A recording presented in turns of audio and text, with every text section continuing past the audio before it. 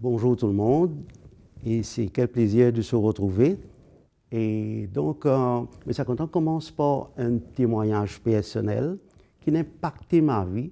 À travers ce témoignage, c'est de vous montrer comment le combat spirituel ou le bon combat de la foi, il peut faire partie de notre existence. En effet, tout le long de notre vie spirituelle, nous pouvons continuer à découvrir le bon combat de la foi. Alors moi, ici, je grandis à une région pas trop loin d'ici, c'est à Belle-Rose. Et à Belle-Rose, nous tenons un club qui s'appelle Santos, sur la rue Malfil.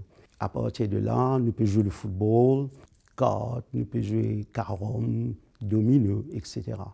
Mais en un rien de temps, ça commence à basculer, nous pouvons grandir et nous commençons à être intéressés avec ce que les grands font, c'était jouer pour de l'argent et boire, la drogue, et ainsi la guerre. On appelle ça street fighting.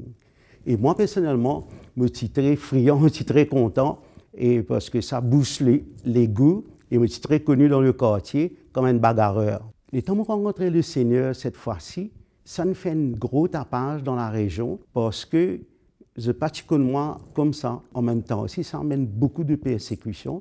Mes propres camarades commencent à persécuter moi, commencent à gogner moi, etc.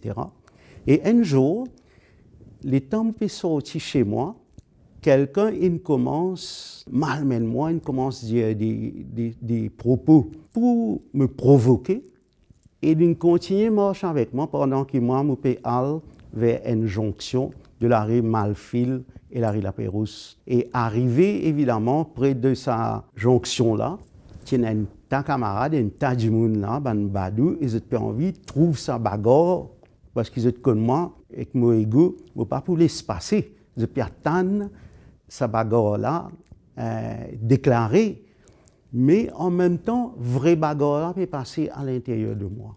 Je peux dire, mais maintenant, je crois en Christ, est-ce qu'il me peut faire ça?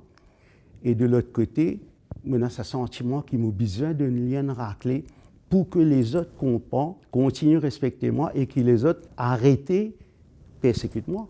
Donc, un conflit intérieur peut dérouler en moi et j'ai ressenti que, en tant que chrétien, que croyant, il ne faudrait pas me faire ça. Donc, mon sentiment humilié, mon sentiment dans la défaite, je baisse la tête, les larmes aux yeux, je peux marcher. Et tout de suite, là, je entendais une autre voix qui me reconnaît, c'était la voix de ce propriétaire de tabagie à Belle-Rose, là, qui nous appelle Libaï, c'est un musulman. Et il finalement rentre dans ce tabagie. Et comment je rentré, il dit moi, c'est la plus grande victoire qu'il m'a gagnée dans ma vie. Dans la confusion, dans l'étonnement, qu'il peut dire, qu'il peut causer. Il disait moi, effectivement, depuis le ciel, comme ça qu'il dit moi, jusqu'aux terres, un ange peut réjouir les autres parce qu'il m'a gagné de plus grandes victoires sur moi-même. Et je me remercie lui, je m'en allais. Je n'ai pas un moyen de pouvoir analyser ce qui finit de passer, parce que je n'ai pas connu la parole de Dieu, je me fais convertir.